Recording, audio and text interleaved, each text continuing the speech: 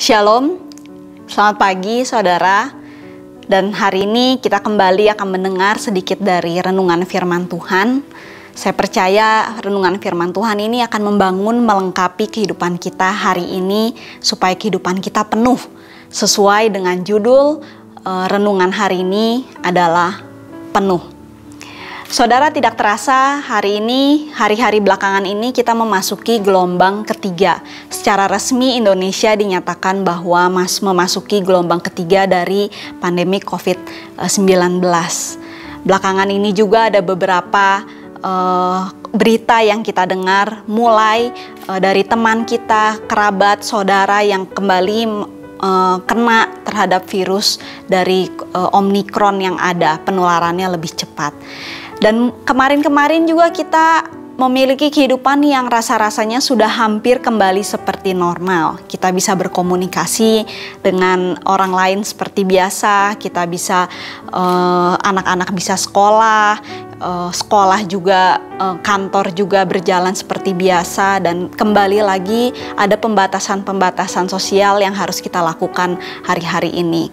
Dan tentu kondisi yang tidak mudah yang harus kita adjust kembali. Mulai muncul kembali rasa kekhawatiran, mulai muncul kembali rasa ketidakpercayaan, kapan rasanya pandemik ini selesai adanya.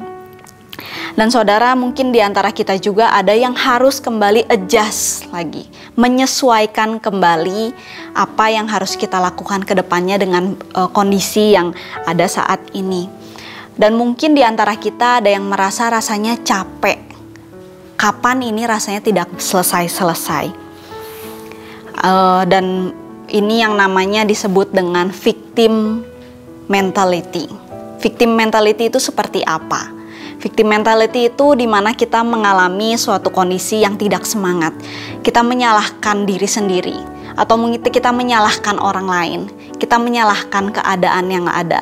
Padahal sebenarnya sebulan 2 bulan yang lalu kita baru merasakan mujizat Tuhan yang besar. Tapi kemudian kondisi, situasi berubah lagi, kita menyalahkan kondisi yang lagi, kita tidak dapat bersyukur lagi dengan kondisi atau keadaan yang kita hadapi saat ini. Tapi saudara, satu hal di mana bahwa goal atau kerinduan Tuhan, rancangan Tuhan ada atas kehidupan kita tidak hanya berhasil di hari kemarin, tapi Tuhan ingin kita terus berhasil di hari-hari ke depan, bahkan kita selesai menyelesaikan pertandingan iman kita sampai garis akhir kehidupan kita. Bahkan tidak hanya bertahan saudara, tapi kita juga menyelesaikan pertandingan iman kita itu sempurna adanya sesuai dengan rancangan yang sudah Tuhan rancangkan dalam kehidupan kita. Penting sekali kita memiliki iman sampai akhir. Saudara bisa berkata-kata dengan saya, iman sampai akhir. Dan kehidupan ini yang mungkin yang sedang kita alami sama seperti kehidupan seorang nabi yang ada dalam perjanjian lama. Siapakah itu? Dia adalah Nabi Elia. Ada saat-saat di mana di dalam kehidupan Elia baru mendapatkan mujizat yang sangat besar, di mana hujan tidak turun, tapi pada waktu Elia berdoa selama kurang lebih 7 kali, dan kemudian di situ hujan jadi turun, mujizat yang besar yang sedang Elia hadapi. Tapi setelah itu Elia menghadapi permasalahan, saudara, di mana dia dikejar-kejar oleh seorang pribadi yang namanya adalah Isabel, dan Isabel itu mau membunuh semua nabi-nabi yang ada di sana. Dan pada waktu itu Elia ada dalam keadaan kondisi yang victim mentality. Dia capek. Dia tidak tahu lagi apa yang harus dia hadapi. Mari kita baca bersama-sama di dalam 1 Raja-Raja 19 ayat yang keempat. Tetapi ia sendiri masuk ke padang gurun sehari perjalanan jauhnya, lalu duduk di bawah sebuah pohon ara. Kemudian apa saudara? Ia ingin mati. Katanya, cukuplah itu sekarang ya Tuhan. Ambillah nyawaku sebab aku ini tidak lebih baik daripada nenek moyangku. Padahal sesungguhnya sebelumnya Elia baru mendapatkan mujizat yang besar. Tapi seperti keadaan berbalik 180 derajat, kemudian Elia berkata bahwa aku ini ingin mati menghadapi situasi yang ada di depan dia, di mana dia dikejar-kejar oleh Isabel. Nah, kemudian bahkan di situ dikatakan bahwa Elia tidak hanya capek dengan kehidupannya, bahkan dikatakan dia juga sudah di ayat yang ke-10, aku bekerja segiat-giatnya bagi Tuhan Allah semesta alam, karena orang Israel meninggalkan perjanjianmu, meruntuhkan mezbah-mezbahmu dan membunuh nabi-nabimu. Hanya aku seorang dirilah yang masih hidup dan mereka ingin mencabut nyawaku.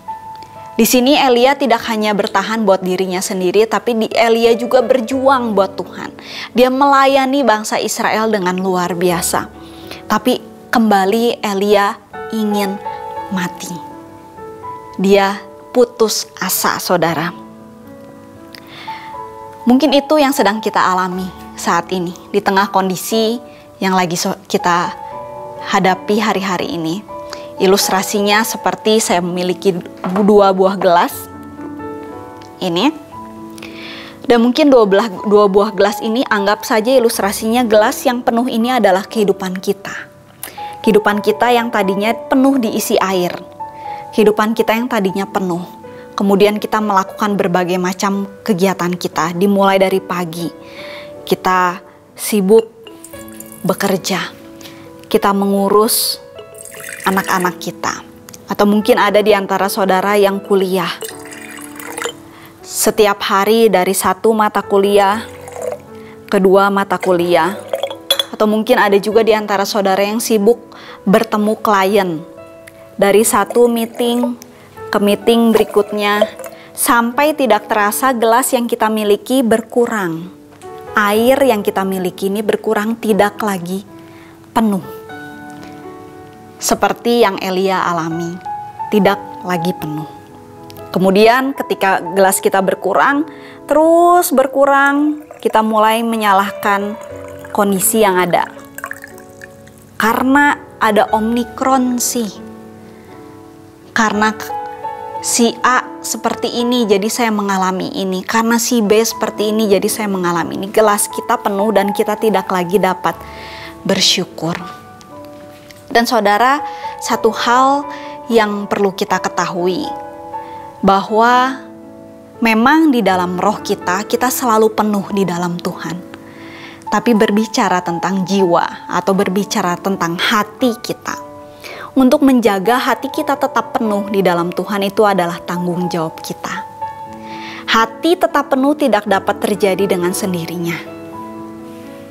Memang secara roh kita selalu penuh di dalam Tuhan, karena karya keselamatan adalah sempurna adanya.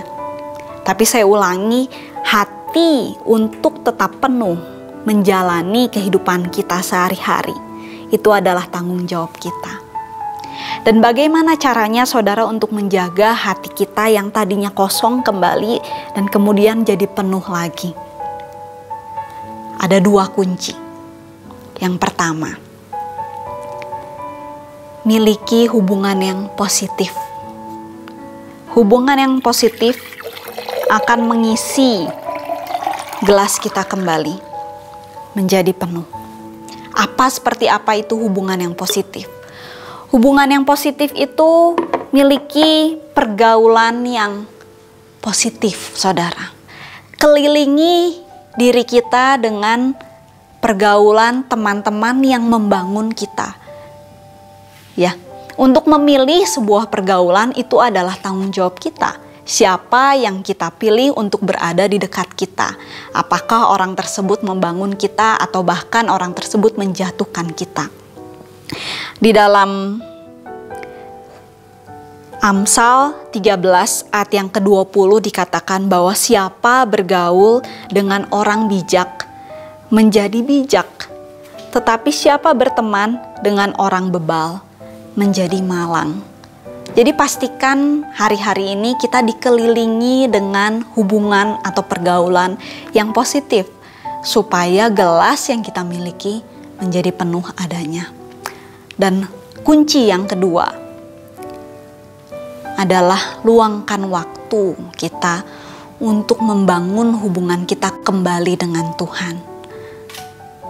Karena hubungan dengan Tuhan yang terus akan memenuhi kita senantiasa.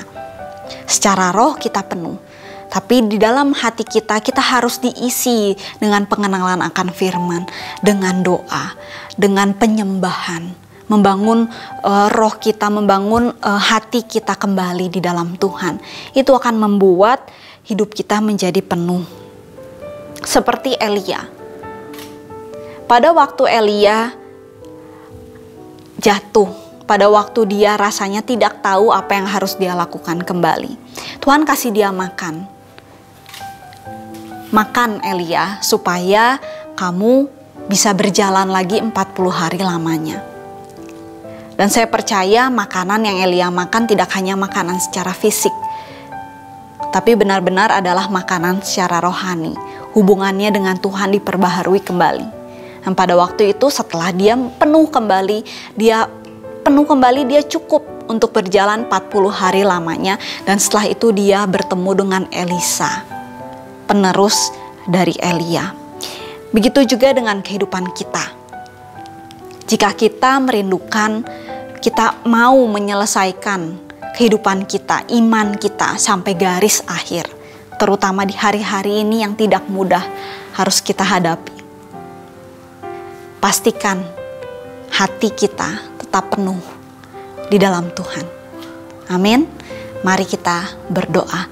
Bapa dalam surga, kami berdoa pada hari ini kami diingatkan kembali untuk memiliki hati yang penuh di dalam Tuhan, supaya kami tidak menyalahkan kondisi, kami tidak menyalahkan situasi yang kita hadapi.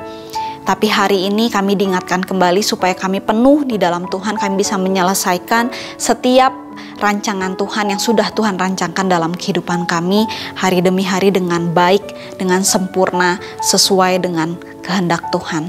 Terima kasih Tuhan, terima kasih Yesus, bantu kami untuk memiliki pergaulan yang baik. Pertemukan kami dengan orang-orang yang tepat, terlebih lagi jauhkan kami dari orang yang tidak membangun kami.